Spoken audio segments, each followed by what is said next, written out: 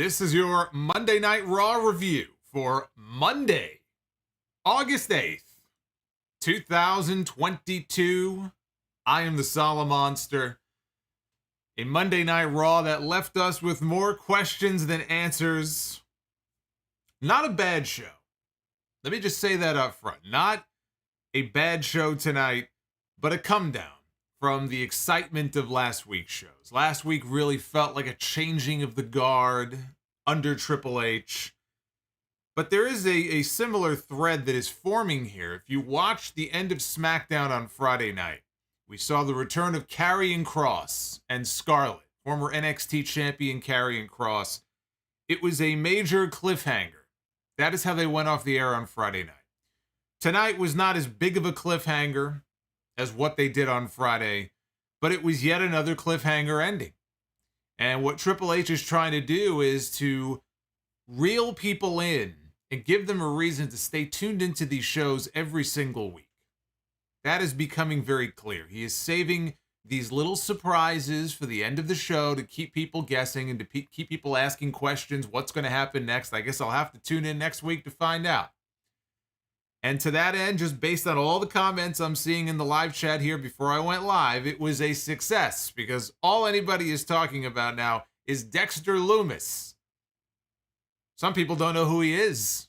Who is that guy? Some people know exactly who he is. What's he doing here? Why is he back? Is he a face? Is he a heel? What a weird ending to the show.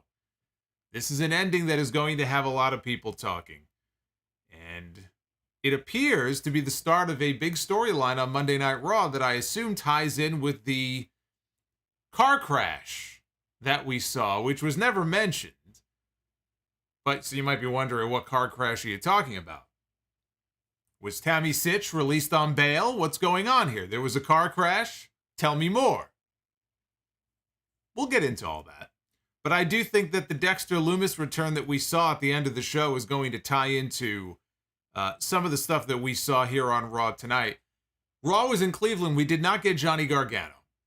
I thought tonight would have been the perfect night because I am 100% convinced that he is coming back to WWE. He is not going to go to AEW or anywhere else. I am convinced he will be on Monday Night Raw very soon. And it just seemed to me like tonight would have been the perfect night. His old partner, Tommaso Ciampa, challenging Bobby Lashley for the United States Championship. Didn't expect him to win the championship, which he did not. Bobby Lashley is still the U.S. champion. They had a hell of a match. But we did not see Johnny Gargano on the show. But we end up seeing Dexter Lumis in an angle that was not even really referred to. It was at the very end of the show, after the main event was over. And in the background, as AJ Styles was celebrating his win over The Miz, you could see a commotion going on in the front row, in the crowd. You could see security. You could see cops, whatever they were, swarming this guy dressed in all black, and we couldn't see who it was until he lifted his head up and we saw that it was Dexter Lumis. And there actually was a reaction from the crowd. It must have shown something on the screen. Once they showed who it was, there was enough of a reaction from the audience in the building that they knew who this guy was. So impressive, because I wasn't sure exactly how many people were following NXT at the time that he was there. And they took him out of the building. And you're left wondering, what was he doing there? Was he trying to storm the ring? Was he going after AJ Styles? Was he going after The Miz? We don't know. This is all part of an angle now that we're going to have to wait and see how it plays out and what happens on Raw next week. So again, that's going to have people, talking coming out of tonight. But I do wonder, you think back to NXT and the last time that we saw Dexter Lumis and some of these faces, I'm reminded of The Way, which was the faction that was led by Johnny Gargano and Candice LeRae. It was Johnny Gargano and Candice and Indy Hartwell and Austin Theory. Dexter Lumis was involved in so much as he was the one who was dating Indy Hartwell, so he became part of the family. Dexter Lumis is tied into that. Makes me think that this Dexter Lumis cameo that we had tonight, whatever he was doing there, is going to in some way be tied into an eventual Johnny Gargano return. We're just going to have to wait and let it play out and see what happens. Maybe Gargano comes in and he's not a babyface like I expect him to be. Maybe he comes in as a heel. even though he is the perfect underdog babyface. Maybe he comes back as a heel. Maybe we are going to get a little reunion. They'll have to educate the main roster audience about who some of these people are, but maybe we're going to get a reunion of the Way on the main roster. I really didn't think that they would do that, especially if Theory might be involved. Because to me, Theory, what they have done with him up until recently, for those wondering why, hey, Theory 2 weeks in a row, why is he not on the show? Triple H is going to be, killing his push. He wasn't on the show last week. His uncle passed away. I have to assume that he was off the show this week for the same reason. So there was a death in the family. It has nothing to do with him being injured. It has nothing to do with him having his push killed or anything like that. He may be back on TV next week. If they were going to do this, though, if the idea is to kind of get the band back together with this group that they had in NXT, if you remember how Theory was used, he was doing cornball comedy on NXT, and he was very good at it, but he was kind of the goofy guy who just wasn't all there. And on the main roster, he was not pushed like that at all. He was pushed in a serious way. He was Vince McMahon's handpicked protege. So it would be a little weird to me if they were just going to kind of recreate the entire group again, just because he seems to have moved beyond that. It would feel like taking 2 steps back. But I don't know. Again, this is what's so great about this, is that everybody is going to be speculating and wondering, and we don't know where they're going to go with this. But it was a very bizarre ending to the show. But it was done by design. It was done that way on purpose. The past 2 weeks have also done more to make the United States Championship mean something. They've done more to make the United States Championship mean important, more than anything else that this company has done in 7 years, since John Cena was defending the U.S. title every week in those open challenges. We had 2 triple threat matches last week, which led to Ciampa against AJ Styles. That was just to crown a number 1 contender. Tonight, Ciampa went in there against Bobby Lashley. He was doing it for Harley Race. They really laid it on thick. He had this Harley Race-inspired robe, and they showed footage, or not footage, but they showed a tweet that he had put up with pictures from when he was younger, when he met Harley Race, who trained him. He played the race card tonight. And he went in there and he was going to do it for Harley. And it didn't work out for Ciampa in the end. But they did end up having a hell of a match. But again, you look at what they've done over the last couple of weeks. More of an emphasis on the U.S. title than we have had since John Cena held that belt, which is encouraging to see. We also had the kickoff of the Women's Tag Team Championship tournament tonight. We got our brackets. I'm going to show them to you here in a little bit. We got our brackets for the women's tournament. It is completely uninspiring. But then again, the women's tag team titles are uninspiring to begin with. I don't even know why they're bothering bringing them back in the first place. If it were me, we'd be having a big bonfire right now. But we got our brackets, and we got the start of the tournament. And there's no indication of when the finals are going to be taking place. In fact, they announced a women's 6-person tag for Clash at the Castle involving some of the people who are in the tournament. So if they're going to do the finals, it's pretty clear it's not going to be a Clash at the Castle. But we do have the kickoff, and I will tell you that 2 names missing from that list are Sasha Banks and Naomi. For those wondering if they would be in the tournament itself, the answer, at least so far, is no. So we will get into this Monday Night Raw show tonight. This was officially post-SummerSlam Week 2 of the Triple H era of Raw. Hit that subscribe button. I do want to once again thank all of you who made this possible. We did hit 70,000 subscribers here on the channel on Friday night while I was live on the air during the SmackDown review. And that was very exciting. That was very cool. And anyway, hit that sub button if you are not already subbed to the channel. That way we can move on to 71,000. Try to hit 71K soon enough. Hit that like button as well, because that's going to help out the video as well. Super chats are open. I will be reading your super chats as we go along. A little bit later on in the stream, we will hang out and do that. So let me start out with some news before I even get into all of the Monday Night Raw stuff. Thank you, by the way, for all of the congrats in the chat. I appreciate that. I got a lot of very nice messages from people about that. And you guys helped make that possible. So again, thank you. But we got some news really quickly to cover here. I would be remiss if I didn't mention this. This is the story of the day. PW Insider broke the news earlier that John Laurinaitis, the head of talent relations for WWE, at least up until he was placed on administrative leave while the board of directors continues to investigate him and Vince McMahon. And yes, that investigation is still ongoing. We found out today that he was quietly terminated. Over the past week or so, he was quietly terminated from the company. And he is no longer with WWE. Johnny Ace is fired. Sorry, kid.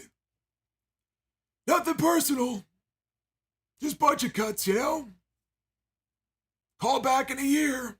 Maybe we'll find a spot for you. So Johnny Ace is gone. They didn't even wish him well in his future endeavors. There's still been no official announcement from WWE. Again, this is not anything that they put out.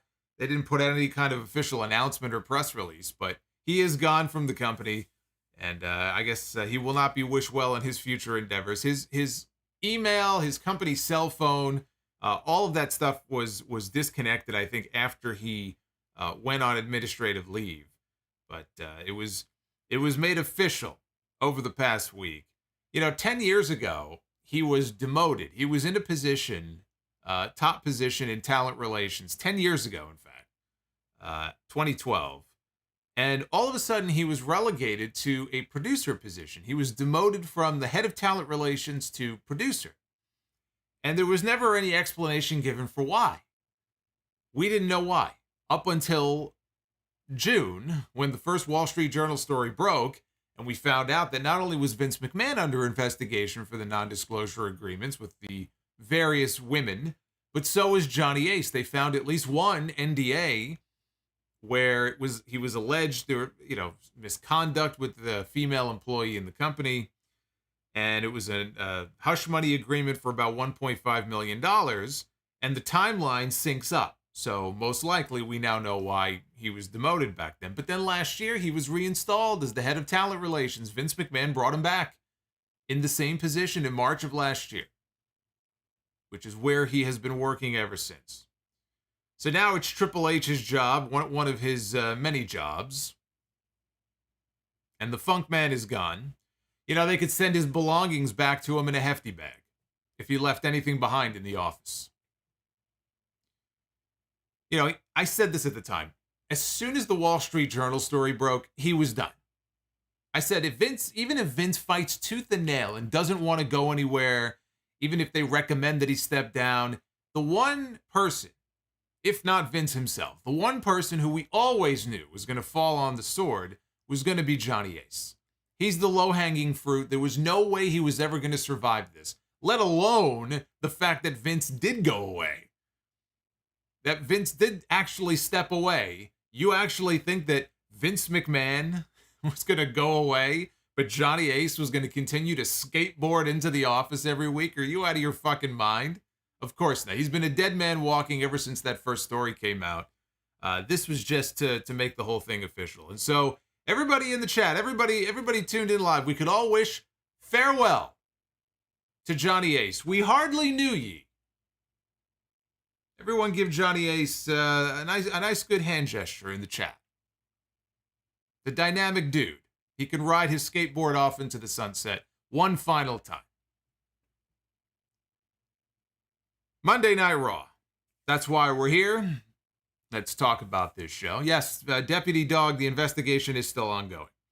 I'm hopeful that when it's over, we'll be, updated on that, and they'll have some kind of a public indication that the investigation is over if they find anything else, but we don't know. But the investigation is still ongoing.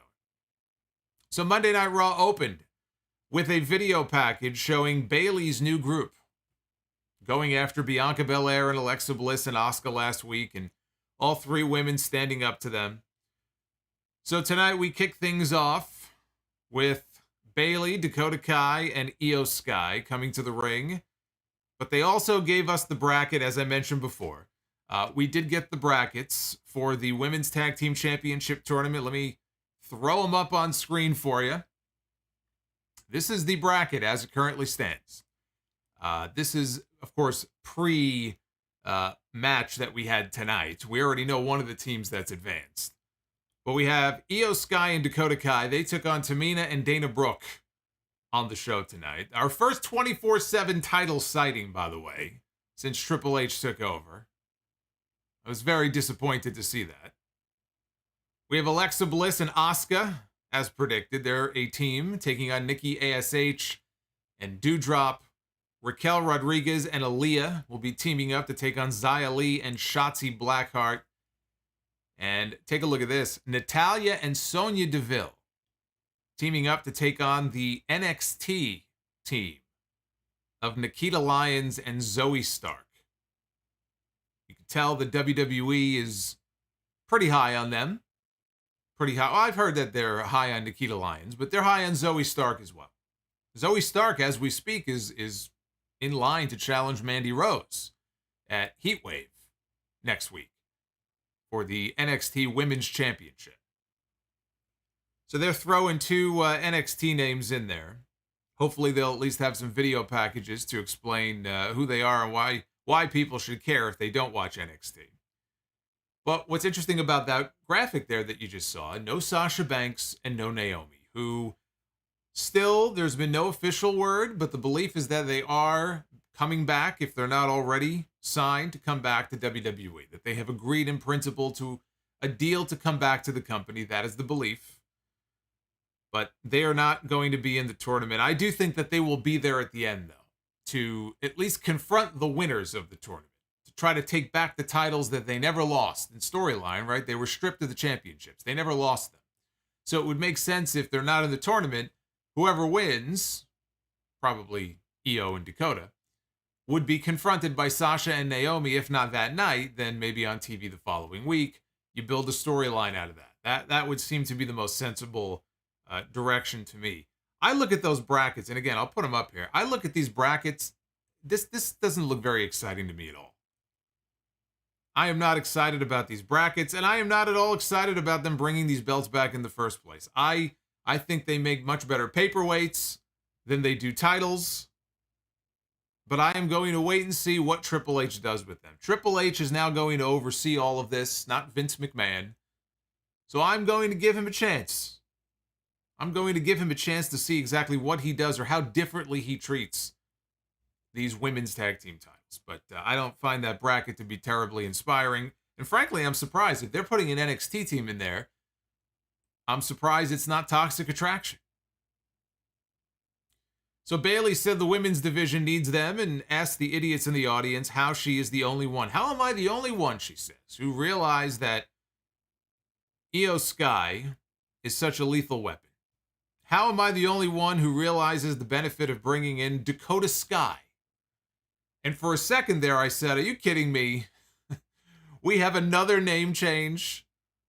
But then Bayley corrected herself. She acknowledged, yes, I made a mistake. It's not Dakota Sky. It's Dakota Kai. And she started to freak out, and Dakota had to calm her down. So Alexa Bliss, Asuka, and Bianca Belair, they interrupt. They walk to the ring together. Bliss said that Sky and Kai would not be winning the tournament because her and Asuka would be challenging them in the next round. And if that happens, then there's no way they're going to win the tournament. Bianca said that they had no problem taking care of the three of them on the spot. Bayley said that she wanted to do it somewhere where it actually counts, which would not be Cleveland. Bayley proposed a 6-woman tag for Clash at the Castle. Bianca accepted, and then Bianca said that while Bayley was talking about taking control, which again I think is the name of their group, Control, she said that she feels like losing it. And she hit Bayley, and the 6 of them brawled all over ringside. They brawled over the barricade into the crowd. Alexa Bliss, I mean, I don't want to start having a contest in the chat to guess how much Alexa Bliss weighs, right? You're not supposed to do that. You're not supposed to ask a woman how much she weighs. But Alexa Bliss is a tiny woman. Alexa Bliss is a very tiny woman. And she stands up on the barricade. And she dives into the crowd, onto the pile, and everybody falls down. It was the most ridiculous sight that I have seen probably in a week. Because I see ridiculous shit on these shows every single week. I saw something on AEW last week that was ridiculous. I don't remember offhand what it was. But little tiny Alexa Bliss took down the entire pile. So everybody's down in the crowd now. But the camera cuts. Oh my God. The camera cuts. Camera work here was as nauseating as ever. Back and forth, bobbing and weaving, up and down. If you have motion sickness, this show has to be a misery for you. I feel sorry for people who have motion sickness, who have to watch shit like this. You got to take a fucking Dramamine before you watch this show. You know, for all this talk about change and Triple H, you know, if Triple H really wants to impress me, and I like a lot of the changes I'm already seeing from Triple H. I'm still optimistic about where things are headed under this new regime as compared to where we were before. Change in WWE, I don't like change typically. I don't like change. I'm the kind of person, I have my routine. I have things the way that I like them. I don't like change. I don't even like carrying change in my pocket. It makes too much noise. But in this case, change is good. I am embracing the change. I am excited about the change, and I am looking forward to the change. And for all this talk about it, if he really wants to impress me, he needs to do something about the camera work on these shows. Now, he's not the CEO of the company, although he does wield a lot of power, okay? But he's only the head of creative. If he's not the one to make that decision, then maybe he should talk to his wife. Talk to your wife and get her to do something about it. Because this has got to stop. You want to make changes, I could think of change number one right here. The way these shows are shot, the way these shows look. Some of these segments, I mean, it's just ridiculous. I made the comment on Twitter. I said, after the Justice Department is done at Mar-a-Lago, they should go raid the WWE production truck. They can drag Kevin Dunn out by his fucking ankles. I mean, it's ridiculous. Drag him away, kicking and squealing. The opening match of the night, 1 week after he beat Montez Ford, it was Seth Rollins going one-on-one, looking to do the same thing with Ford's tag team partner, Angelo Dawkins. Dawkins is out there. He's showing that he's been putting in the work. He's out there. He wasn't wearing a shirt. Corey Graves on commentary made mention of the fact that he's slimmed down, and he has. He's in good shape. He's been putting the work in at the gym. He's been putting the work in the ring. Going back to Money in the Bank, when they and the Usos had that great match together, Dawkins he was right in the thick of it. He looks like a man on a mission over the last month or so. He looks like somebody who really is irritated. He said this on, I think, Corey Graves' podcast many weeks ago when I talked about it. He's annoyed by all of these people constantly talking about Montez Ford. Montez Ford is going to be a huge single star. Montez Ford is going to be a future world champion. And he is. I believe he is. But if you're Angelo Dawkins and you're hearing your partner constantly be put over like that, and he's going to be the Jannetty of the group, I'm sure, it obviously bothers him. I think it would bother anybody. So he looks like somebody who's extra motivated to go out there and kind of stick it in people's faces and shove it down their throats and say, hey, my partner's pretty good, but I'm not exactly a pile of shit here. I'm pretty damn good too. And I thought that these two had a pretty good match here on this show. Rollins was knocked outside the ring early. Montez Ford started mocking him. That distraction allowed Dawkins to body check. He pounced Rollins. Rollins went flying over the announce desk. That led to a break. We were only about 90 seconds into the match. Rollins took control after the break, and he was kicking at Ford on the outside of the ring, and that pissed off Montez Ford. And it pissed off Montez Ford so much that he went and grabbed a chair, jumped into the ring. The referee had to restrain him. Eventually, he ejected him from ringside. So the announcer said that Ford's temper got the better of him, and that Seth was smart enough to take advantage of the situation. Dawkins knocked Rollins out of the ring. He followed that with a flipping dive to the floor. Dawkins twice avoided the curb stomp, before hitting a sit-out spine buster for a very close near fall. Dawkins avoided a third stomp attempt and won with a pedigree instead, which popped the crowd. Ford ran back down to the ring after the match was over, and Seth Rollins bailed. So you can't really say that Montez Ford losing his cool is what cost Angelo Dawkins the match, but it did strike me as the beginnings of, maybe a storyline where it may be leading to that. If this sort of thing starts to happen more often, where Montez is letting his emotions get the best of him, it may at some point cost Angelo Dawkins, and that could be the beginning of the split that I think a lot of us think I think a lot of people think that split is inevitable, and it's probably coming pretty soon. They recap the end of last week's show where Edge accidentally speared Dominic Mysterio, so we come back live, and in the back, Edge is talking with the Mysterios. And he tells them, last week things went sideways, but Ray knows I got your back. And Ray says, of course I know that. And Edge told Dominic, hey, look, I didn't mean to spear you. He wanted to make sure that everything was cool with him and Dom. And Dom said everything was cool. And then he gave Edge a shove. And Ray tried to hold back his son and tell him, look, I've known this guy for 20 years. He's family. He's familia. Dominic said, I can't believe that you're taking Edge's side over me. He goes, you've known him 20 years. You've known me for 25 years. He couldn't believe it. Dominic walked off. Not the last time we would see Dominic before this night was over. They recapped the two matches Tommaso Ciampa won on TV last week, including against AJ Styles, to earn the U.S. title match that he had tonight against Bobby Lashley. In the back, Kevin Patrick introduced Miz and Ciampa. Ciampa said that the late Harley Race was the first United States champion. He was a man who believed in him. Race is the one who trained Ciampa. Ciampa said Race died 3 years ago, and he pointed to a Harley Race ring jacket that was hanging on the wall behind him.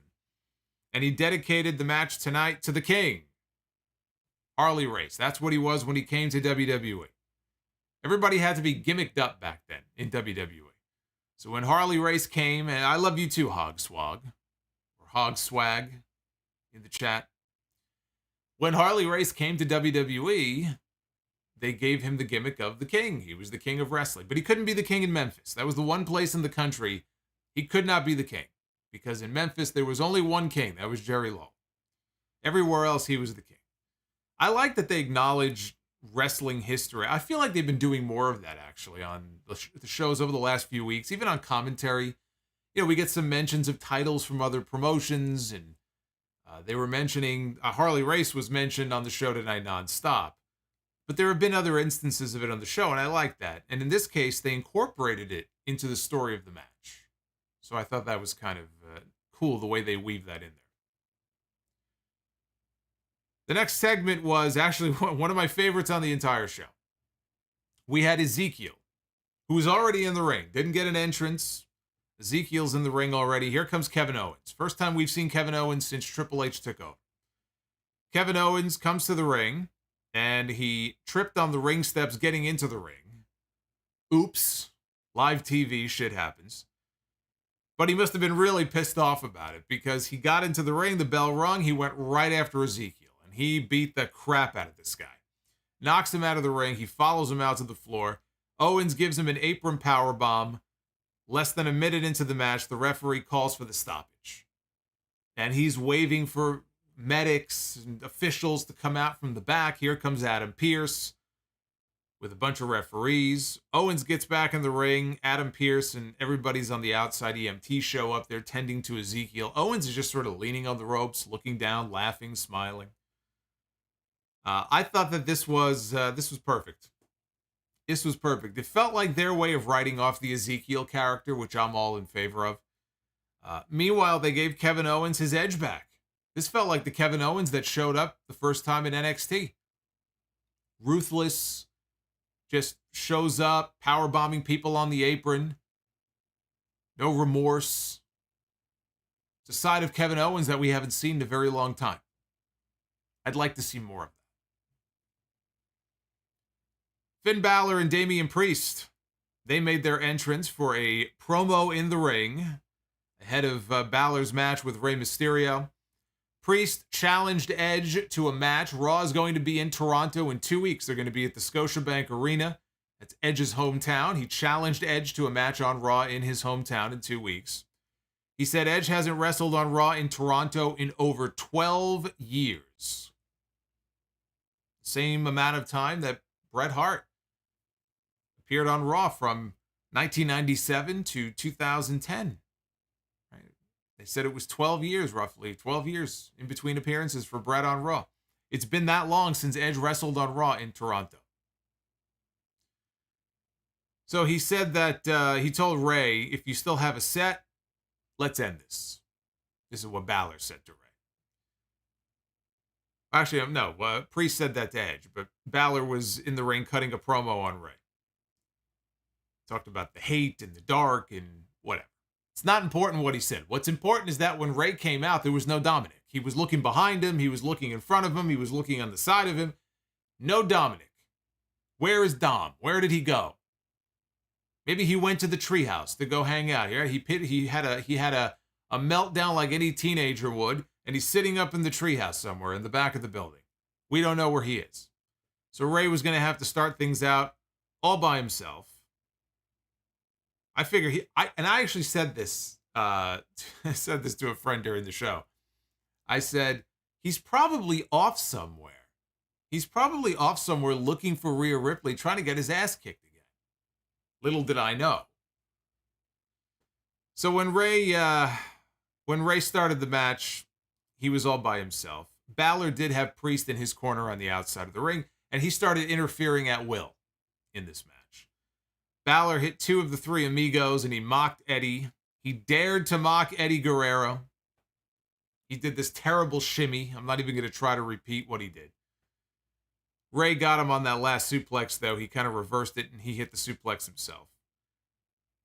I think Balor actually did that a couple of weeks ago, too, with the Eddie thing where he was kind of mocking it. So Ray went for a 619. Priest sacrificed himself by taking the move while he was standing on the floor. Ray hit him in the back of the head. Balor then ran Ray into the ring post. Priest interfered again a short time later. He tripped Ray up on the apron when the referee wasn't looking. That led to Edge running out to attack Damian Priest, and they brawled into the crowd, and they brawled to the back. Ray got a hell of a near fall on a code red after that. He had Balor in position for the 619 when he spotted Rhea Ripley walking out from the back, and Rhea had someone on her shoulder. We couldn't see at first who it was until they zoomed in, and when they did, this is what we saw. Rhea Ripley had Dominic Mysterio draped over her shoulder. Walked him right out there. Then in the second shot, when she put Dominic down, his face was all bloodied and scraped and bruised. Beaten up by a girl yet again. That distraction was enough for Finn Balor to catch Ray with the 1916. Followed by the coup de grace for the win. Look at this kid. Dominic Mysterio, assaulted by Rhea Ripley yet again. I think Dominic is joining the Judgment Day only on the promise that Rhea keeps kicking his ass every week. Rhea Ripley putting the Dom in Dominic. This was a good match. It's a good match. It was a much-needed win for the Judgment Day. We had our first opening round match in the women's tag team title tournament with Io Sky and Dakota Kai taking on Dana Brooke and Tamina. Tamina went for a Superfly splash off the top. Took forever in setting it up. I don't know if she was waiting for one of the other women to do something. I don't know what was going on, but she was trying to get her footing, and she was up there for like 15 seconds. She comes off, and she lands on her feet. Because the spot was that Io would get her feet up, and Tamina on the way down would catch the feet. And then here comes Dakota Kai. She caught Tamina with a kick. Io then got up. She went up top, hit the moonsault, and picked up the win for her team. This was not good. This was not a good match. This was, first of all, this match was more competitive than it should have been. Now, I understand, they're trying to really build it up. Oh, Tamina's a former tag team champion, and, it's a tournament, so you want the matches to be competitive. This went about 10 minutes, I think. this did not need to be as competitive or as long as it was. This should have been a more dominant win for the new team.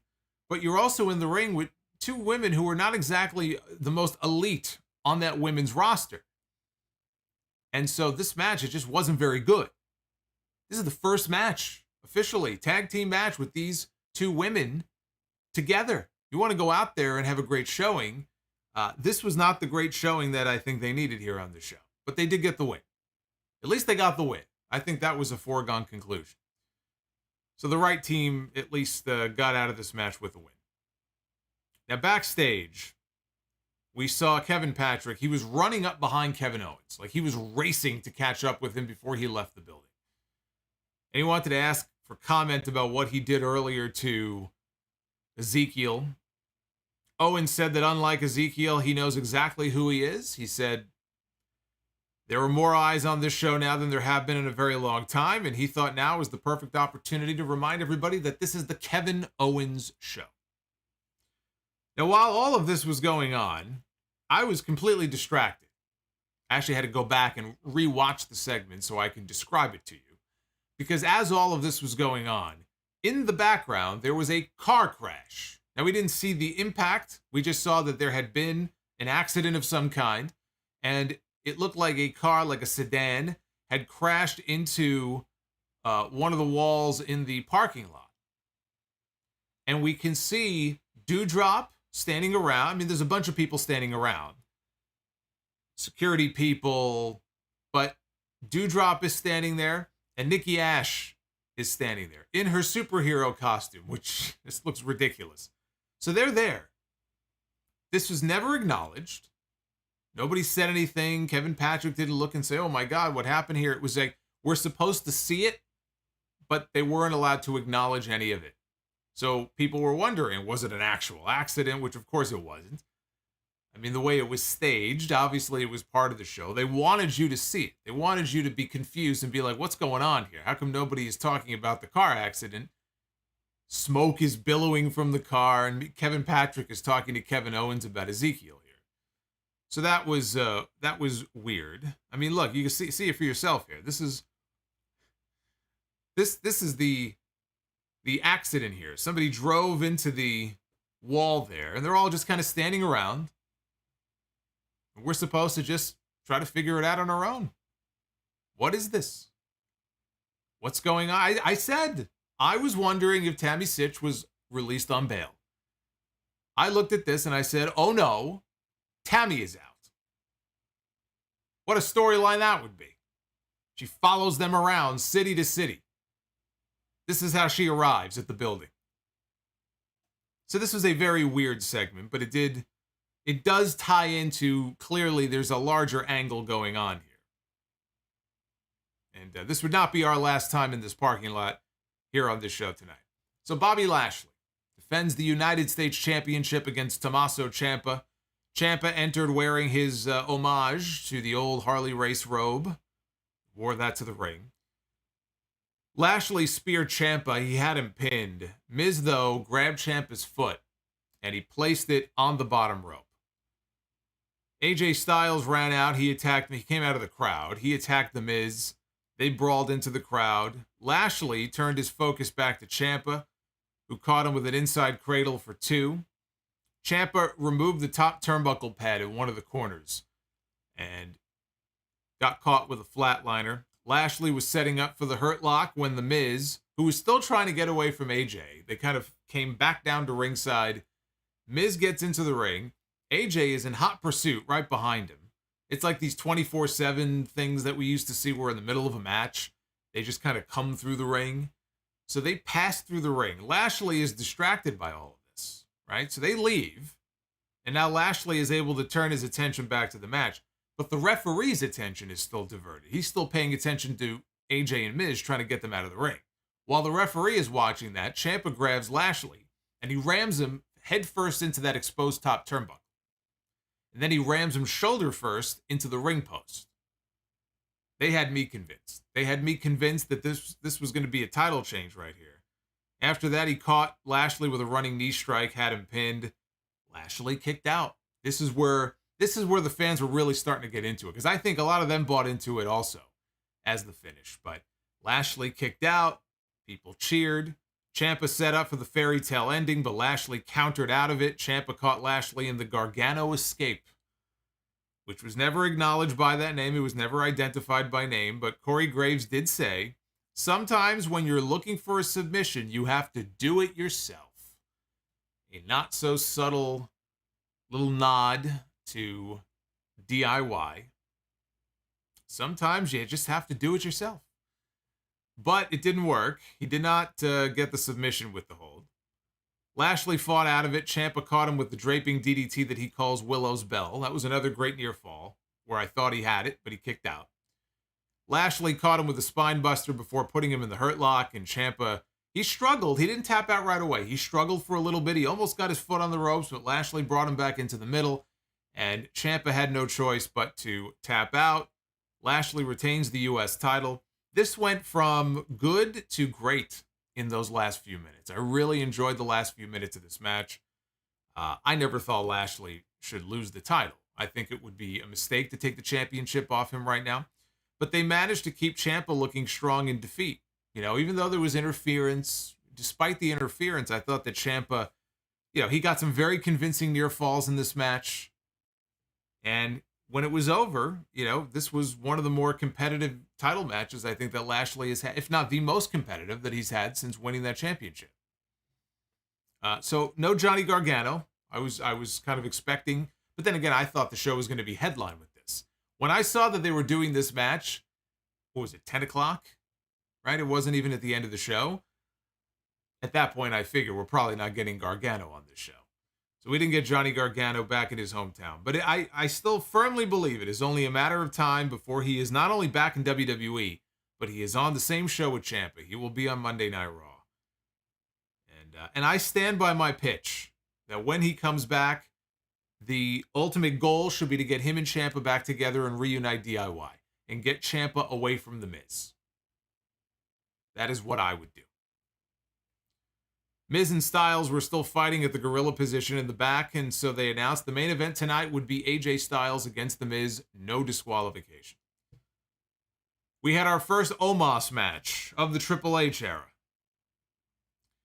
It was 2-on-1 handicap match against two local talents. Omos won handily. That's all you need to know. The less said about this, the better.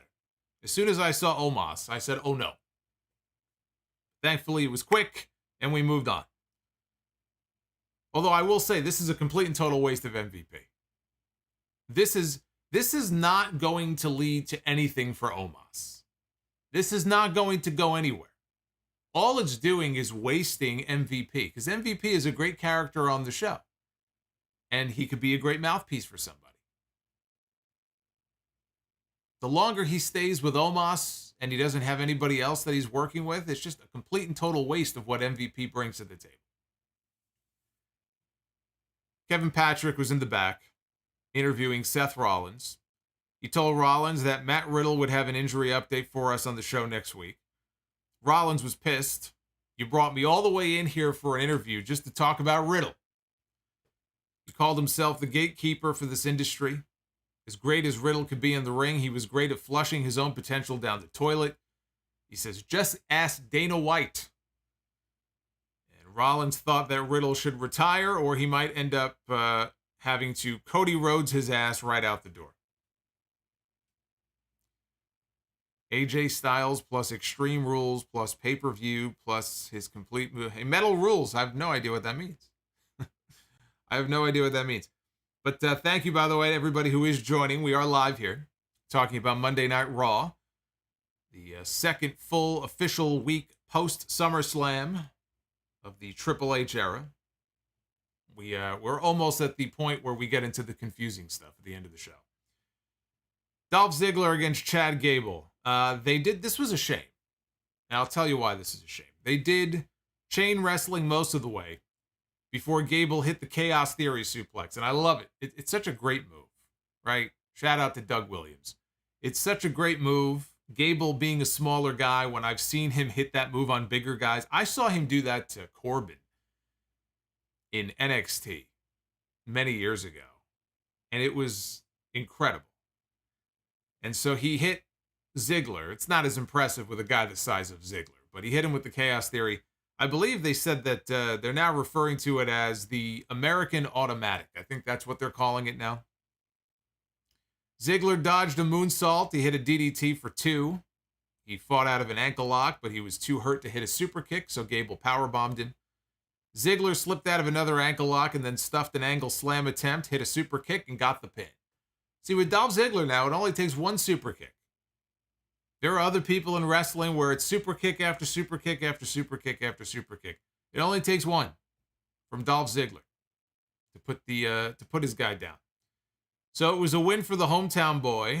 Crowd did not care. This is why I said this was disappointing. These guys were out there. They were having a wrestling match. And the problem is that the crowd has been conditioned to not care about either of these people. The crowd has been conditioned to not care about Chad Gable. They know that he's only at a certain level. After all this time, they've been trained basically to not care about Dolph Ziggler. So people were quiet. You could hear a pin drop in the building most of the way. They started to get into it with some of the near falls at the end.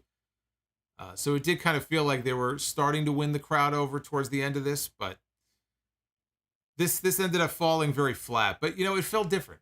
It felt a little bit different than the typical match that you would get on this show. So I like that. I like that aspect to it. Austin Theory, again, I mentioned that he missed last week's show because of a death in the family. His uncle passed away. Last we saw, he and Dolph Ziggler looked like they were about to get into a program. And so if it feels like, what are they doing with Ziggler? This felt random.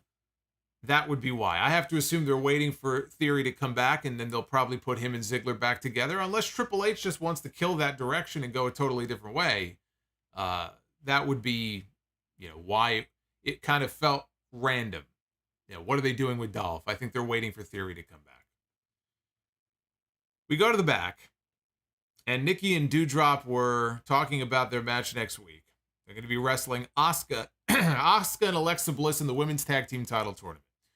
So we got a little promo from Nikki Ash and Doudrop, and then we cut to Alexa Bliss and Asuka, who were standing in the back, and behind them, much as we had earlier with Kevin Patrick and Kevin Owens, you could see the car that had been in the accident. The car was now being loaded onto a tow truck.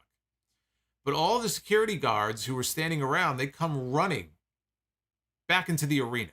So while Asuka and Alexa Bliss are cutting their promo, here come all the security guards running towards them. They don't see them. And they blow right past these two women. Everyone's wondering what's going on. What the hell's going on here? But nothing was said. We saw Bayley's crew show up. They said a few things to Asuka and Alexa. Bayley and her girls, they went to go walk away. AJ Styles was walking right past them to come out for his match. This was weird. This was shot. It was one fluid motion. This was like the anti-Kevin Dunn. There were no camera cuts here. This is like the polar opposite of what we had at the beginning of the show. We had a shot of Alexa and Asuka. We see the security people come running past them. Bayley's people are there. They go to walk away, and as they're walking away, Styles is coming in the opposite direction. It was like one fluid shot. It looked kind of neat. We need to see more of that. So you don't need 1,000 fucking cuts. So, AJ Styles against The Miz. That was our main event tonight. No disqualification. At least Styles had a match. Unlike SummerSlam. He was pulling a table out from under the ring. I just got done praising the camera work in that one segment. He's pulling out a table from under the ring, and here comes Miz. You can see Miz's feet coming into camera frame. He's about to hit AJ with a basement drop kick to the face. As Miz is coming in for the drop kick, and we could all see it coming, they cut away to a crowd shot. So we hear the impact. We don't actually see it. Then they cut back, and AJ's on the floor. Missed the whole fucking thing. At least they showed a replay. Why would you do that? You know what it reminded me of? The Royal Rumble a couple of years ago when Edge came back. This is Edge's first match back in 9 years. He gets into the ring. Dolph Ziggler is the first man that he cuts in half with a spear. As Edge gets in the ring, as he's preparing to hit Dolph with the spear, They cut to a different shot. We missed it. We missed the first spear. Dolph Ziggler was on Twitter the next day begging people, if anybody has footage of me getting speared by Edge, I would love to see it, because they didn't shoot it. I think they've corrected it on Peacock now. I think they put the right shot in now. But it's like, why would you cut away at that moment? Who makes that decision? I could think of who makes that decision. I know who makes that decision. All the more reason to get him out of there. AJ clothesline. Speaking of AJ, God, the Royal Rumble when AJ debuted. 2016. We got one long shot of Roman Reigns staring at the aisle with this confused look on his face.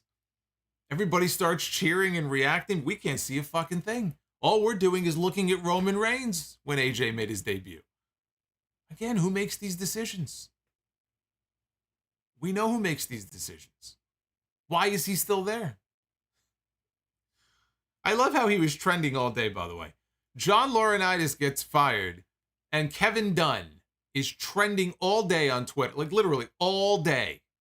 His name was one of the top trends on Twitter. Laurinaitis is fired. Kevin Dunn is trending. Now, why do you think that is? So AJ clotheslines Miz out of the ring. He follows him outside. They head up on top of the announce table. Miz avoids a Styles clash. He tosses AJ over the barricade. He clears the barricade, and he hits the pavement. And they cut to the final commercial break. After the break, Styles hits the phenomenal forearm. Ciampa shows up, and he pulls the referee out of the ring. And that is not a disqualification, because it is a no DQ match. AJ went after him. He threw him into the ring for the Styles clash. He was going to go for the Styles clash.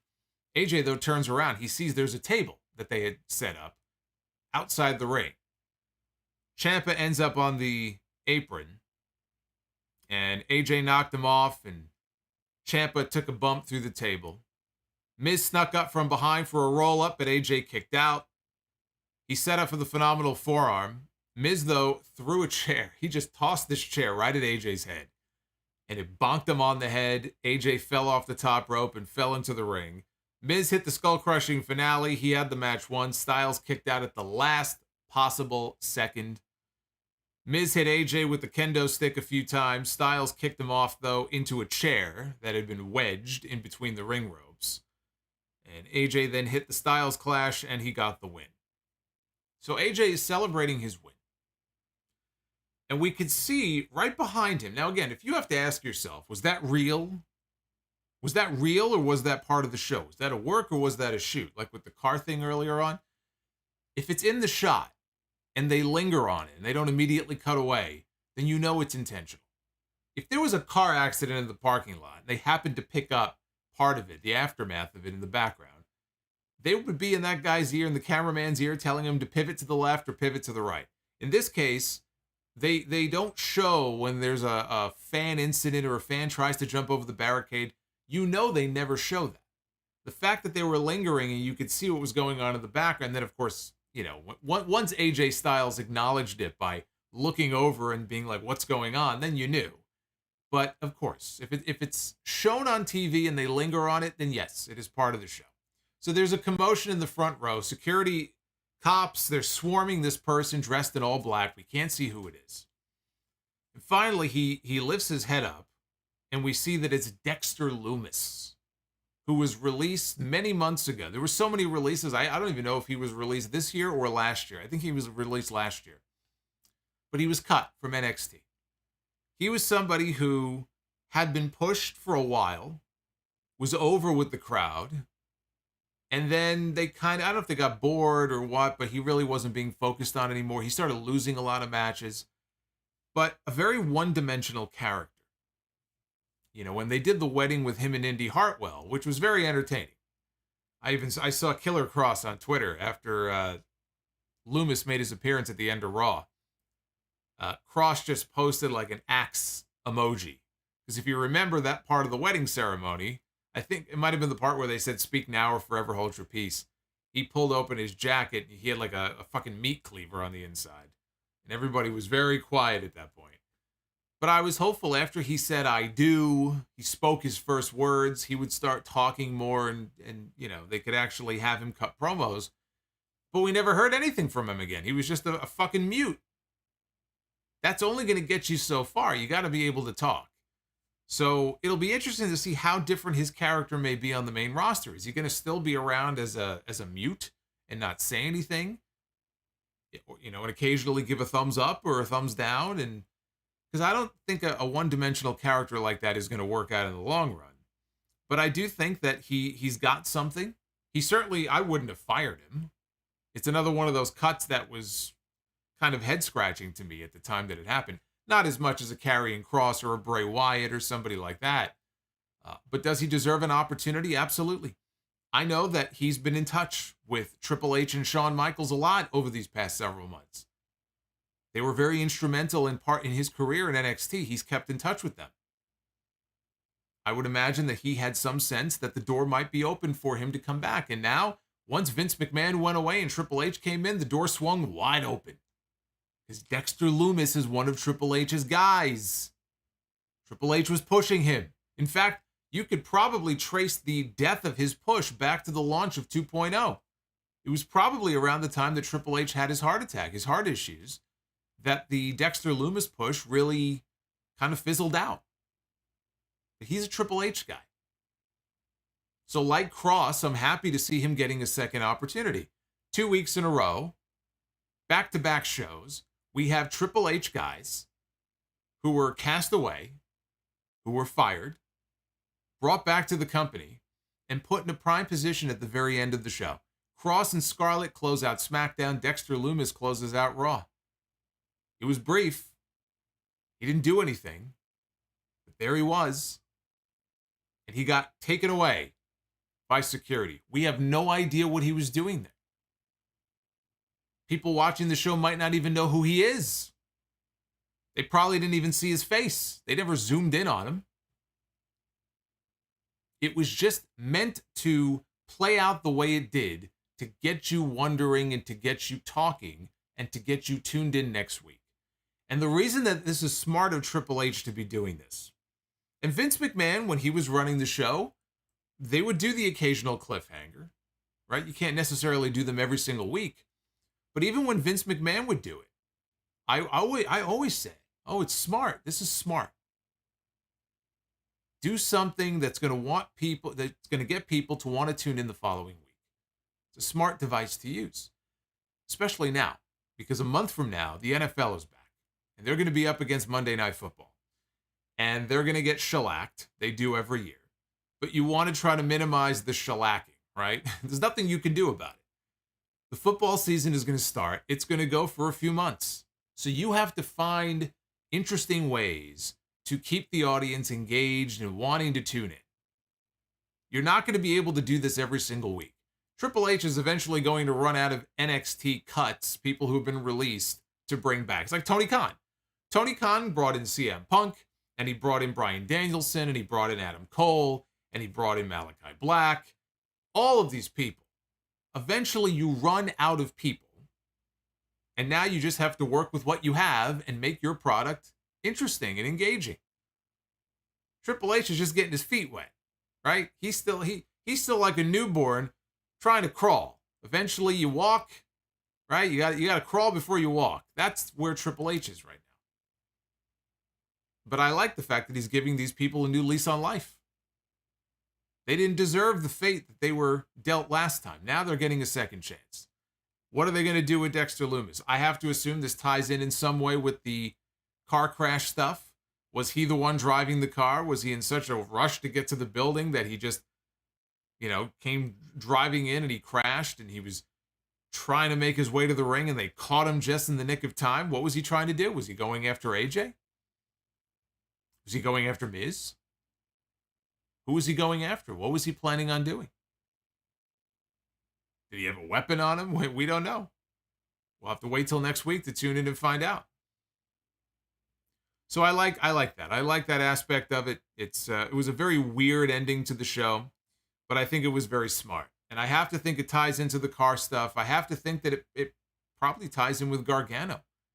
Again, I'm convinced Gargano is coming back, and had that interaction with them before. Look, Indy Hartwell, they could call her up next. Indy Hartwell is not doing anything in NXT right now. She has been completely directionless, ironically, since they fired her husband. Since they fired her storyline husband. Since they fired Dexter Lumis, what the hell has Indy Hartwell done on NXT? Nothing. So if they really do want to reunite this Way group, you know, the Way, bring back the Way and do it on the main roster, Indy's not doing anything. Lumis is back. Theory is already on the show. Johnny's going to come back. If Johnny comes back, Candice probably will come back with him.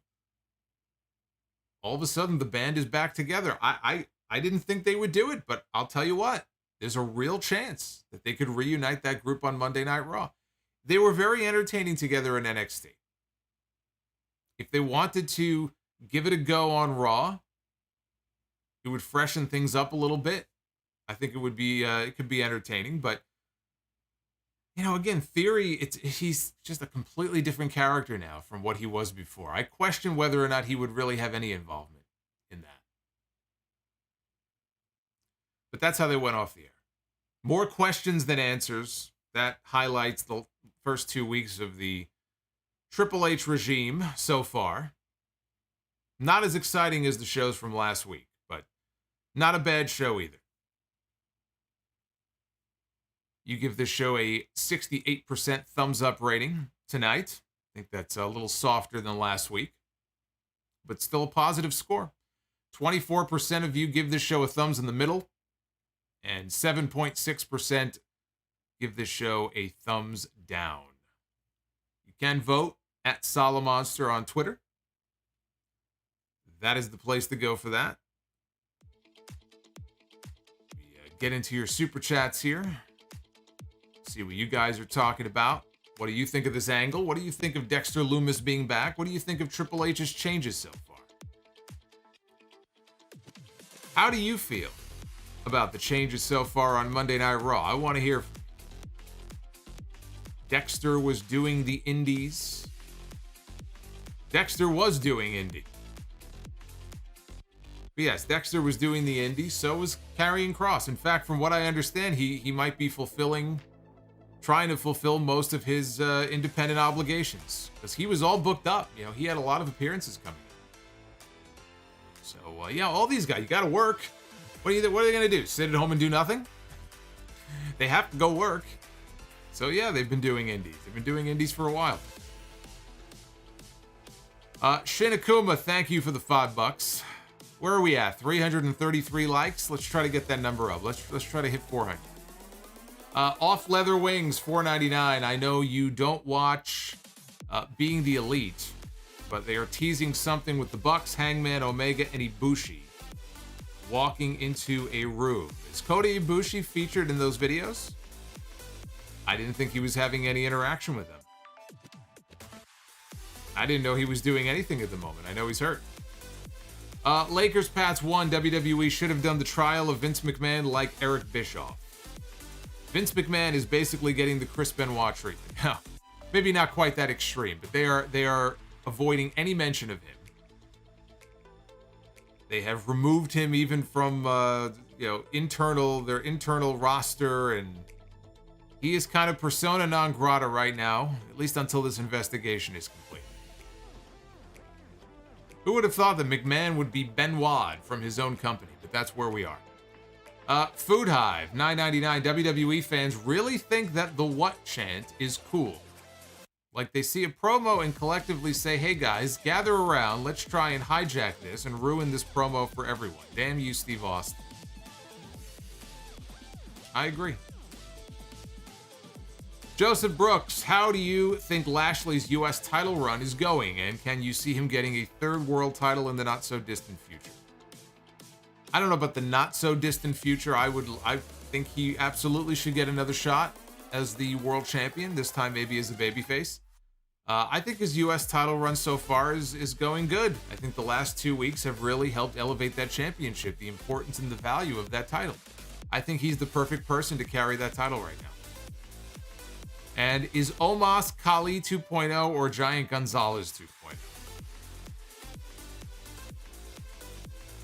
I don't know, but he's not very good.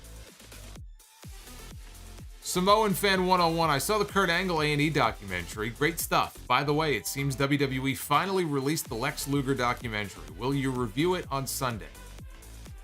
So let me clarify something here. That is not the Icons episode that WWE worked on.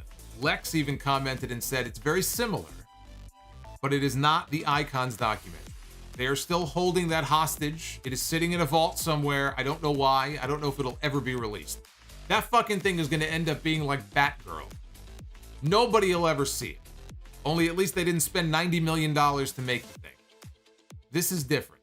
I'm halfway through it. I'm enjoying it so far. I'm up to the Lex Express part. I will finish it and I will review it on Sunday, yes. And Samoan Fan says, it seems like the next Rivals documentary is on WWE against WCW. Can't wait to see your review picking apart the revisionist history. I don't know that I'm going to watch it. That one I have almost no interest in watching. How many times can we talk about the same WWE, WCW, the Monday Night War? I mean, how many times are we going to go over this? What could they possibly have in that episode that we have not already heard 1,000 times? We already know it's going to be from their perspective. We know this because it's WWE's version of events. I don't really have any interest in watching that one, to be honest with you. The Luger one, though, I will finish that. I will review that. Mr. E 1976, here's to the tip jar. Thanks for everything you do, Solomonster. Thank you, sir. Tip jar is always open.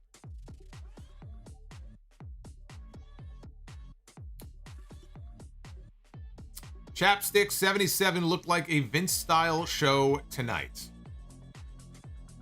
I wouldn't say that. I didn't think it was near as exciting as some of the stuff we had last week. But this show, I wouldn't say this felt like a Vince show. I mean, especially with that show-long storyline they did and everything. It's weird because there's still a lot of things that are unexplained. But they had that main story that kind of threaded it through the show. I wouldn't say it felt like a Vince show. This felt weird. It felt different. But it was different enough it didn't feel like a Vince show. Certain segments did. I mean, look, Omos going out there for a handicap match. Again, I already went through all of it. I told you, I wasn't enamored with everything I saw on the show today. But there was enough there to keep me interested. To want to see where they go next week. Samoan Fan, 8 years and Dana Brooke has shown no improvement. Food Hive. Did they recast the character of Dana Brooke? Looks like WWE did to her what the Dark Knight movie did to Katie Holmes, aka Rachel in the Batman voice. I don't know what you mean. Rizzo with the $20. Rizzo! Thank you, sir. Thank you, Rizzo. Shout out to the Twitter peeps who knew that was Lumis and helped me because I was very confused. I thought that it was some nut job trying to get in the ring. Then the announcers acted like they knew who it was. Again, there are certain telltale signs where you know that it is an angle. The one thing to watch for is just, do they linger on it? They wouldn't show that on camera, especially not for as long as they did if it wasn't part of the show. Because they shy away. They don't want to glamorize people who try to hop the barricade and get in the ring and stuff. If people know they can get on camera doing it, then more people will do it. If they ignore it and they cut them out and don't put them on camera, then what is gained by doing it? Rooster Loving Man with the $4.99. The Dexter angle was one of the most intriguing I've seen in a long time. They did not pay attention to it. Just let the people who saw it point it out. That's one of the aspects I liked about it.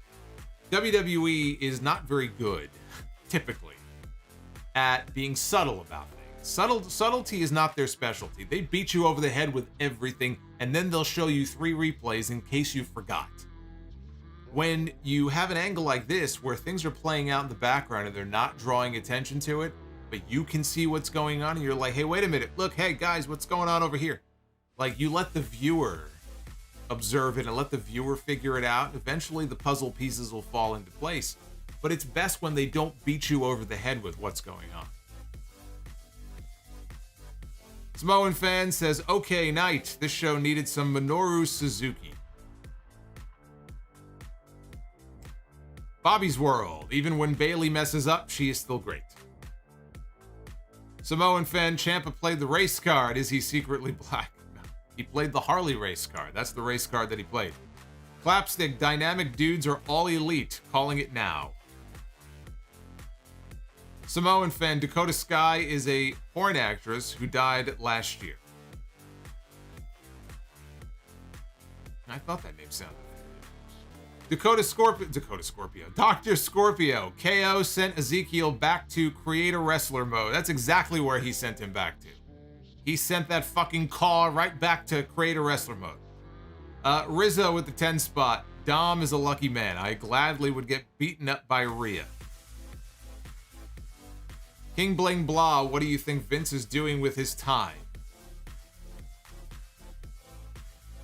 That's a good question. What is Vince McMahon doing right now? He was probably watching Raw tonight, pulling out what's left of his hair. He's watching this show tonight thinking, man, I would have torn this script up an hour before this fucking show went on the air. Because you know he's watching. He can't help himself. Probably calling, he's texting Triple H ideas. Triple H has his phone on mute. He's trying not to look. His phone starts vibrating. He looks, he goes, oh God, there's the old man again. You know, he's just trying to ignore him, pretend he's not there. King Bling Blah. The car made the viewer pay attention. I like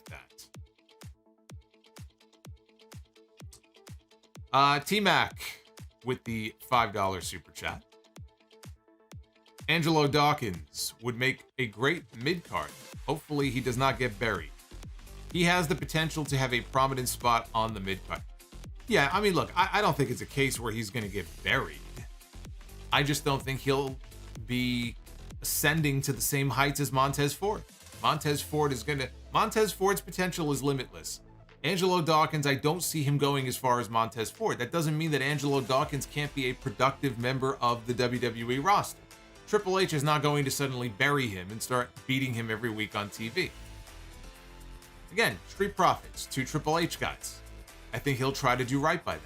But Montez Ford is the one. He's the money player. He's the money player.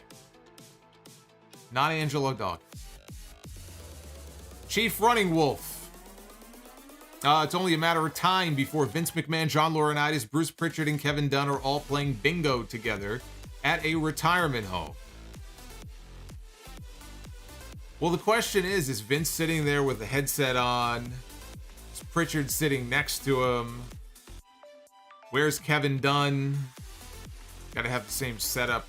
They could play bingo for the rest of their lives for all I care. I could care less. Let them go travel the country and play bingo in every state. Fine with me. As long as they're not in the truck and as long as they're not in the back. Fine with me. Thunder Knight. At what point did you feel that Vince McMahon had to leave WWE? For me, it was the booking of the Royal Rumble matches in 2014 and 2015. Yeah, I mean, that was probably around the time I felt the same way. It might go back even further than that, though, to be honest with you. I can't pinpoint the exact moment, but it's been at least a decade. It's been at least a decade. Mekon-headed freak. Or Meccan-headed. Gratuitous beaver shots. GBS, huh? Alex L, did you see Bray Wyatt's tweet? If you have, what are your thoughts on it? I saw that there was a tweet. I didn't read the whole thing. I think it was some kind of love letter to pro wrestling or something, but he's been posting a lot of weird stuff ever since he got released, so everyone's always trying to figure out, what does it mean? What's the meaning behind it? Is he coming back? I've given up trying to figure it out. EJ Slam, $4.99 super chat. Braun Breaker and Carmelo Hayes are the 2 top guys in NXT 2.0. When are we going to get the match between them before they both get called up? Maybe they're saving it for the main roster? I don't know. Yeah, we haven't gotten that match yet. Melo is still the North American champion.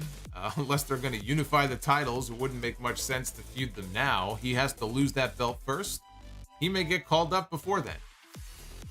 If it doesn't happen in NXT, you know, Carmelo Hayes and Braun Breaker could be a pay-per-view main event. I don't want to say WrestleMania main event necessarily, but it could be a WrestleMania main event, or it could be a pay-per-view main event in 2 or 3 years. If we don't get it in NXT, we're definitely going to get it on the main roster. Those two are the two names with the most potential I see right now in NXT. It is the NXT champion and the North American champion.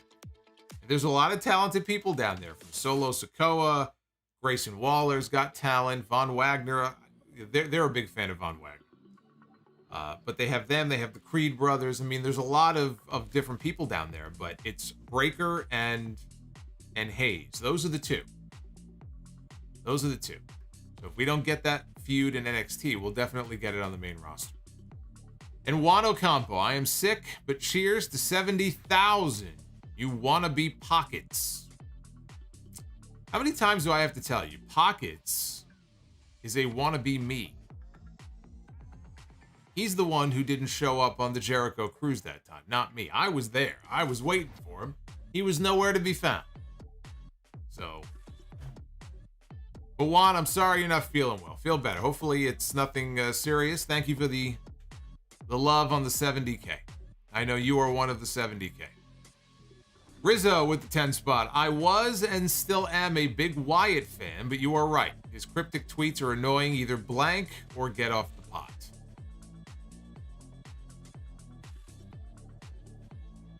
Yeah, again, he's been posting stuff ever since he got released, and you know, a lot of the stuff, I don't know that there is meaning behind it.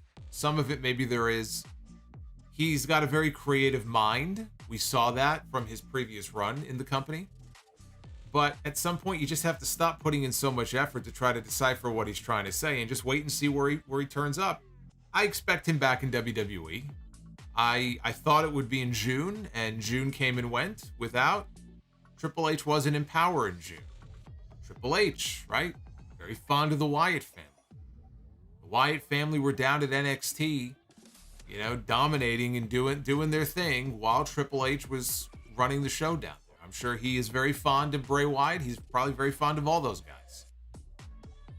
Now that Vince is gone, I would absolutely expect him to come back, but it's up to them as far as when and where. With Wyatt, I've just tried to, you know, let it play out. I'm not even trying to guess anymore with him. Devin from NJ. Were there any years or periods where you preferred TNA's product overall over WWE's, and if so, when?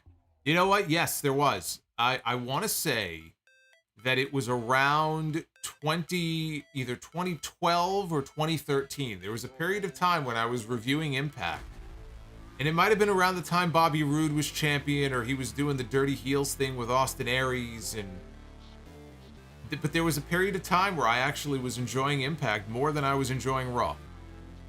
I don't think it lasted very long, but yes, about a decade ago, around that time period. Dr. Dakota Scorpio. See, I was right. I was retroactively right. See, I didn't misspeak before like Bailey did on Raw. Dr. Dakota Scorpio with the 389 super chat. I did like that Triple H booked the match 2 weeks in advance with Edge and Priest. Vince would never. Well, I mean, I think when they were heading into Madison Square Garden, the Rey Mysterio 20th anniversary thing, they announced that in advance. But you're right. Vince McMahon would... you're lucky if you would get anything announced a week in advance, let alone 2 weeks in advance. Fire Panda. Best pay-per-view main event in the last 10 years. Ooh. Oh, that's a good one. Best pay-per-view main event in the last 10 years. There have been some great AEW ones, because AEW pay-per-views have been largely excellent. You know, I gotta say, it's hard for me to vote against FTR and the Briscoes. You know, the last match they just had at Death Before Dishonor wasn't even a month ago. That was a hell of a match. That was a hell of a main event. Just 45 minutes of great classic old school tag team wrestling from two of the very best, if not the two best tag teams right now in the entire world. All due respect to the Bucks and the Usos and whatever other favorites you might have. That would be on my list. But man, that's a hard one. There have been a lot of great ones. But that's the most recent one that sticks out in my mind.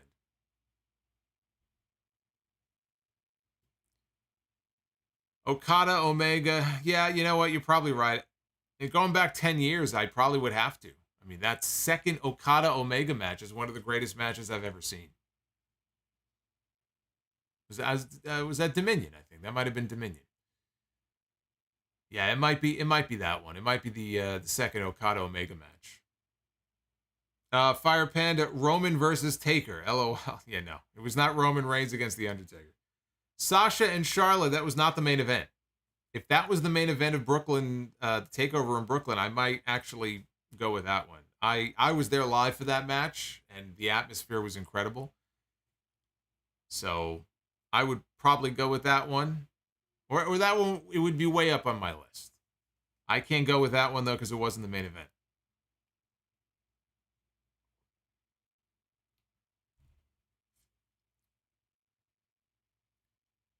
The Briscoes on Monday Night Raw with a TV 14 rating would be interesting. Yeah, keep dreaming. Keep dreaming. Not going to happen.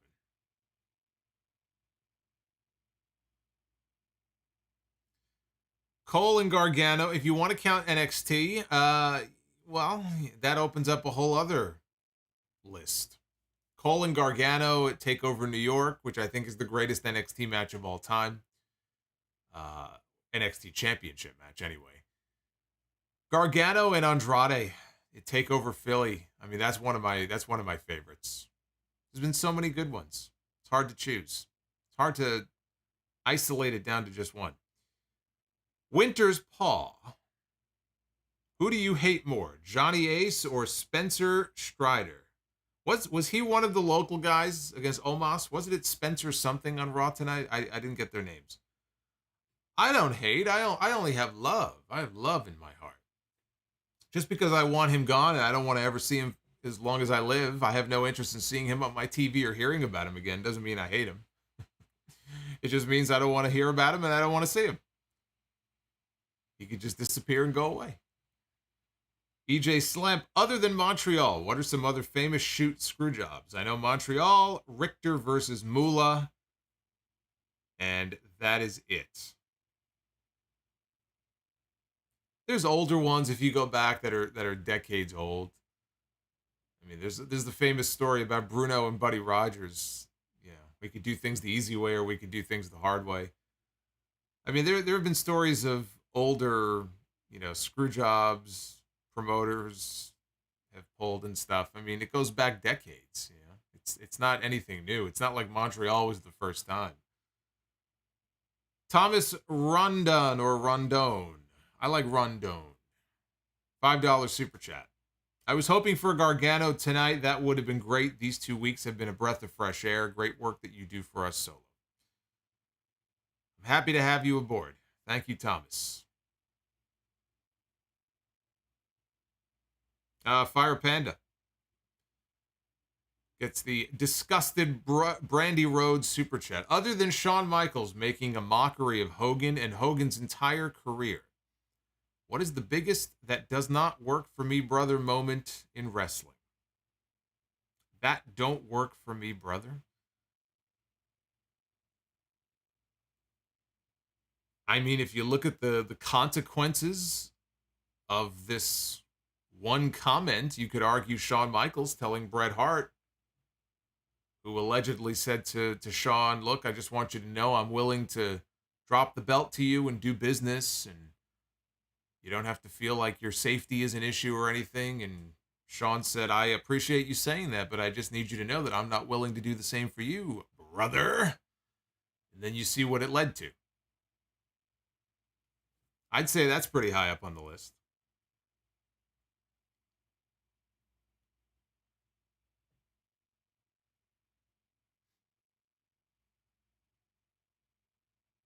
Yeah, I mean, that's what I'm talking about. Luthaz, he says Luthez took a couple of those NWA championships as a shoot.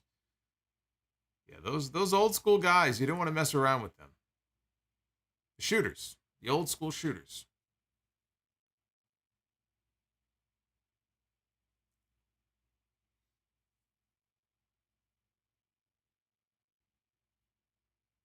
Moolah taking the title from Wendy Richter. Yeah, he mentioned Wendy Richter. Spider Lady.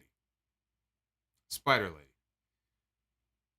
It's too bad that Wendy didn't break her kneecaps in that match. Plus Ultra Adrian has something coming in. Hasn't popped up on screen yet, but I see it. I see it. He just dropped $50 on this stream. Congrats on 70,000. If Sasha comes back, we may finally get her against Bayley at WrestleMania one day since Triple H is now in charge. Yeah, I know they've wanted to have that WrestleMania match. I thought they might do it in Orlando a few years ago.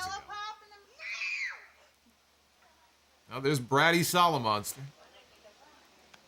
There he is. I have a permit for that gun, by the way. They just gave those things away like candy back then. Sasha against Bayley is definitely a WrestleMania match I think that both of them would want to have before they retire. So they'll have their chance. If Sasha comes back, they'll have their chance. But Adrian, thank you very much for the 50 spot. I appreciate that. Rizzo, thanks to you and Hogan, I now say that don't work for me, brother, to my friends and think that when my boss asks me to do something. That is one of the things that I use in everyday life now. I'm the same way.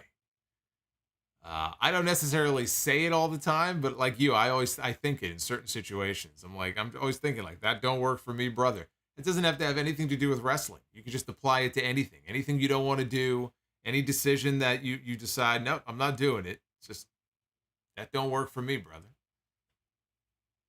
I'm the same way. Eric, no. Theory was not on the show tonight. He is dealing with a death in the family. Do I see Ray having one last world title run? No. I think his world title days are over.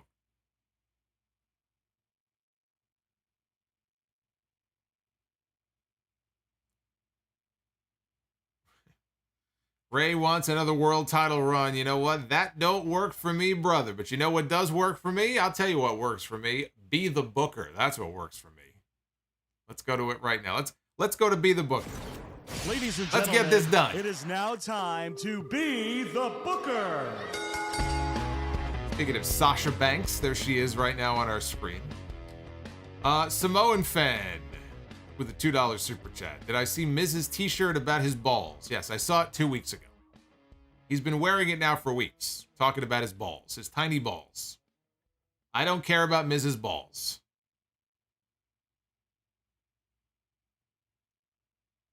So let's start out here. What do you want to do? We'll do something different this time. We're going to start off with the tag teams this time.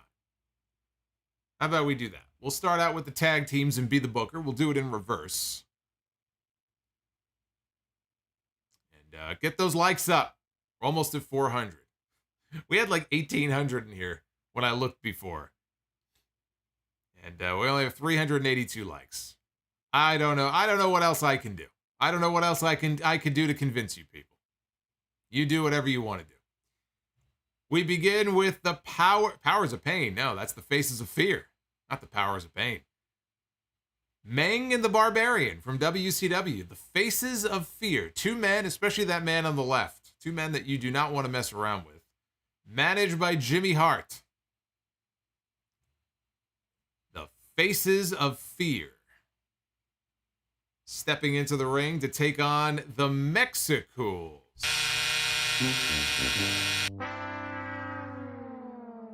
I'm trying to book marquee matches here. That is not a marquee match. All due respect to Meng. I don't want him coming after me. go to the ladies. We begin with Athena, or Ember Moon, as some of you know her. We've got Athena. We're not seeing enough Athena on AEW television. Hey, Tony Khan, put Athena on television. She's going to go one-on-one with Luna Vachon. Like that. That's a damn good match. Athena and Luna, I think, would have been a hell of a match. Luna is someone who does not get enough respect. Very sad how things turned out in her life. But we pay tribute to her here on Be the Booker. Now we go to the men, and we begin with Bret the Hitman Hart. I'm sure you've all seen the video from the other day, yesterday, in fact. Bret Hart was at an autograph signing. Somebody asked him, "Do you like Bill Goldberg?" And Bret just deadpans the camera and says, "No." I can watch that every day. I want a new video like that every day. Just Bret in everyday situations. There's just a guy filming. It could be his son. Bret's just laying on the couch at home. "Hey, Dad, do you like Bill Goldberg?" "No." Bret's in the car. "You like Bill Goldberg?" "No." On the toilet taking a shit. His son calls him puts him on speakerphone. "Hey, Dad, do you like Goldberg?" Then you hear plop, plop, and he goes, "No." That's what I think of Goldberg. All right, let's go. Hey, Mark, just subscribe. Mark 102384. Thank you for the sub. We have got Bret Hart. This is going to be a win no matter what. No matter who I pick, this is going to be a win. Bret the Hitman Hart is going to be... Oh, my God! Oh, no! I spoke too soon. Well, you know what? I should give him credit.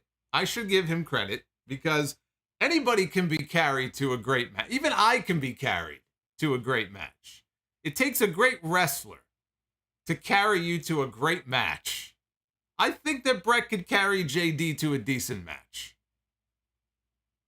I think we're a little old at this point to begin training for our in-ring careers. What a match.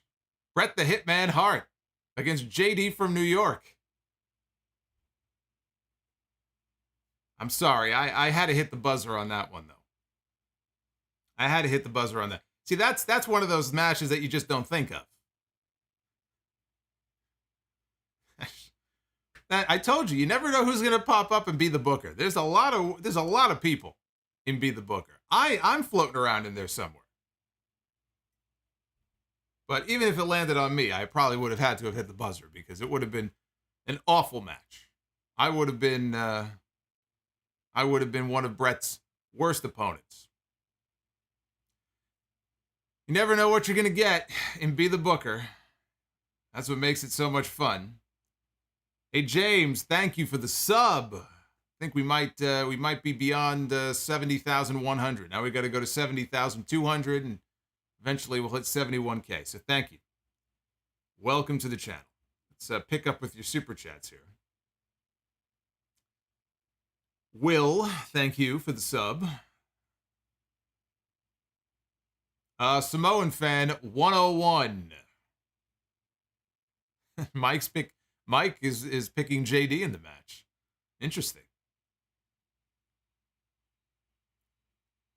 Well, I agree. It would still be a better match than Bret and Vince at WrestleMania 26. I think Bret Hart though. I think prime Bret Hart though against a fucking centipede would be a better match than Bret Hart and Vince McMahon at WrestleMania 26. I know for Bret it was just kind of closure for him, but it was still sad to see. Samoan fan says, "Did you see Mrs. T?" Oh, we talked about that. Fire Panda, biggest missed booking opportunity in WWE. The Invasion. Booking a proper WCW Invasion in 2001.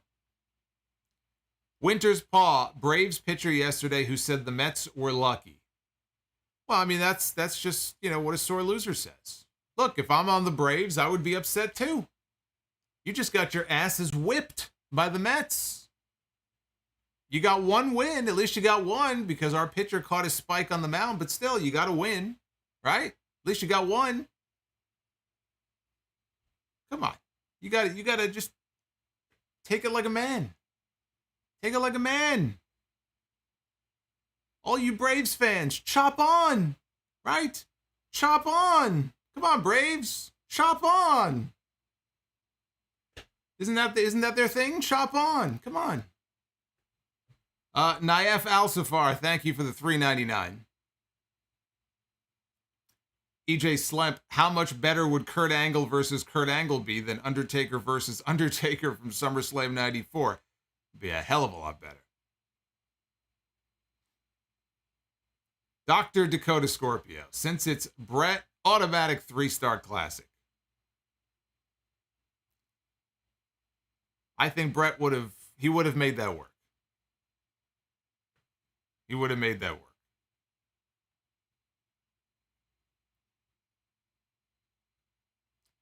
They are the champs. You're right. Currently they are. They won't be when the season is over. What they did last year, what they did previously doesn't matter. Makes no difference to me.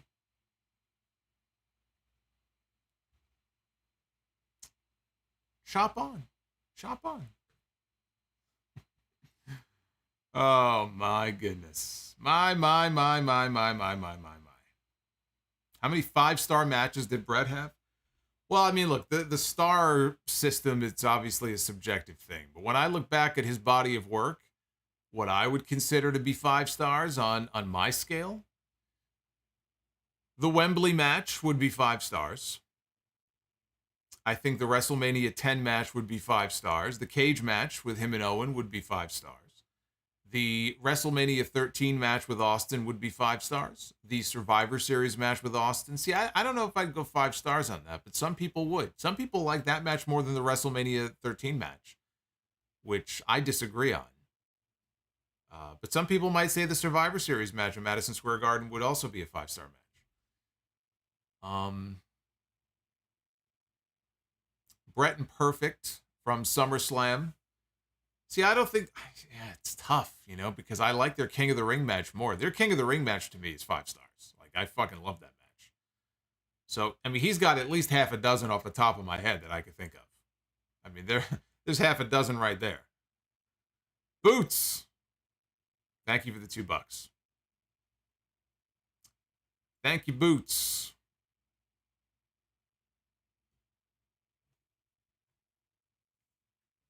Benjamin says the SummerSlam Undertaker Brett match with Shawn as ref. Yeah, I was never like a huge fan of that match. I love the finish of that match. I think the finish is great. It's one of the all-time great match finishes. The complete match itself, I'd probably go like 4-ish. I wouldn't go 5 for that one. Oh, Canadian Stampede, of course. How could I forget? I was thinking of singles matches, but you want to throw in tag matches, shit. I mean, you could put Canadian Stampede. Yeah, Brett against the 1-2-3 Kid on Raw in 94. That's right. Brett and Piper. Yeah, I think 4.5. 4.5 would be fair. A lot of good stuff. One last look at the poll. Again, if you want to vote on the Monday Night Raw episode for tonight, let me know what you think. Did you like this Raw? Was it not as good as last week? I gave you my thoughts, and now you can let me know. At Solomonster is where you should be following on Twitter. Wrestle Austin wants to know, who do I like besides Bret Hart? I assure you, Bret is not the only one I like. Huge Kurt Angle fan. Huge Randy Savage fan. A lot of favorites. I was a Demolition guy. Probably more so than the Hart Foundation when I was younger. I was a Demolition guy as far as tag teams. So I've had a lot of favorites. over the years. Dr. Dakota Scorpio. Hope the Braves and the Mets meet in the playoffs. Hey, bring them on. I think it would be great. Great playoff baseball. The end result would be no different than it was this weekend, but I think it would be great for the fans. It might even go a full 7 games. But I feel like this is our year. I feel like it's now or never. Like this year just feels different. You know, it feels different. It's got a different vibe to it. I've got a good feeling about it. I'm very optimistic about our chances, trying to stay positive. It always comes down to injuries. We have the best pitcher in baseball. Pitchers are very fragile. They're always just one injury away from ruining your entire season, so try not to jinx anything. Hey, Hashway, what's going on?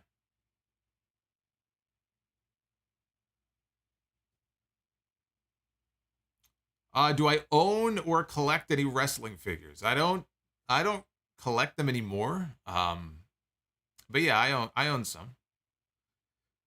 I have some old ones actually. I have old LJNs. Half of them got thrown away many years ago, but it's weird. The other half that I have, something with the rubber, I guess, on them. Like when every now and then I'll go through the closet. They're in a box somewhere, and like it's just they're very. I don't even know how to describe it. It's almost like greasy or something. So they're kind of disgusting to touch. But yeah, I go back to the LJN days.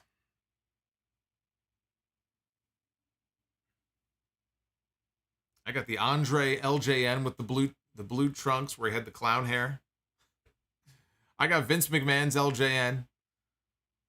I made sure I got all the announcers because I wanted to be an announcer when I was younger. So I had the Vince one, Mean Gene, Jesse Ventura. I still have those. I have the Bobby Heenan one, a couple of Hulk Hogan's, one with the yellow, one with the white, like the white shirt. Hercules, which looks nothing like him, but I have Hercules.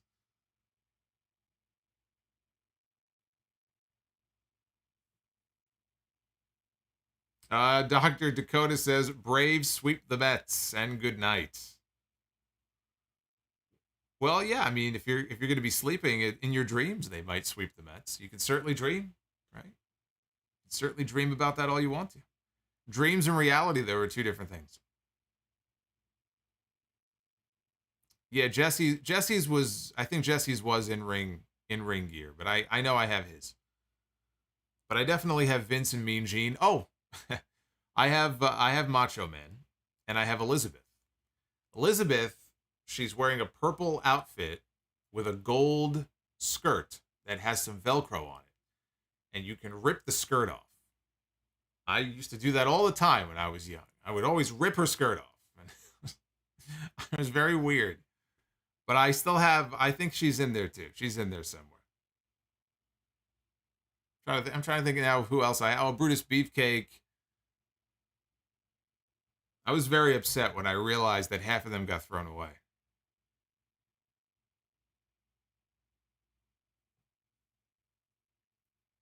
Elizabeth. Yeah, he used to call her Elizabeth. Elizabeth. Did you buy me that Fitbit? Elizabeth. Terrible.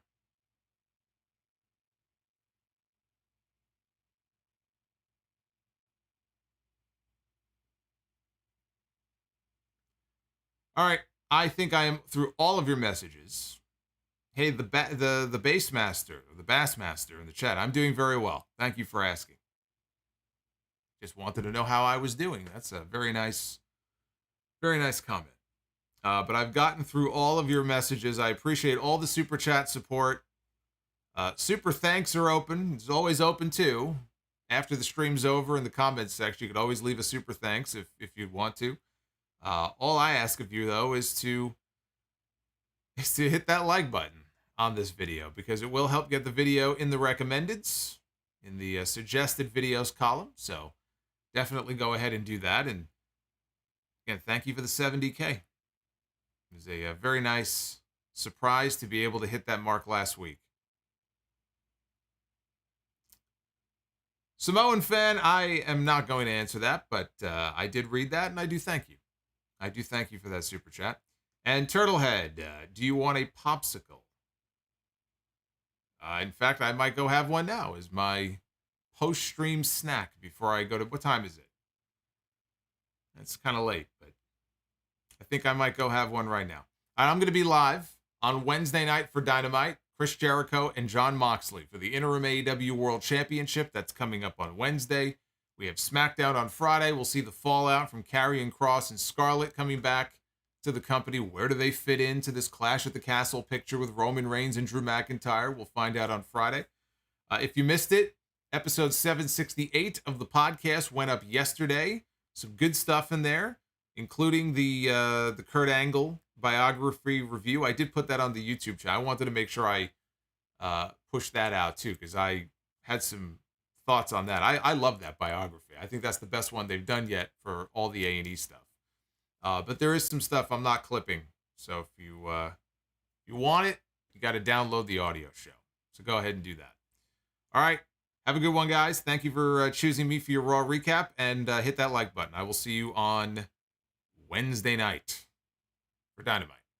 Take care, guys.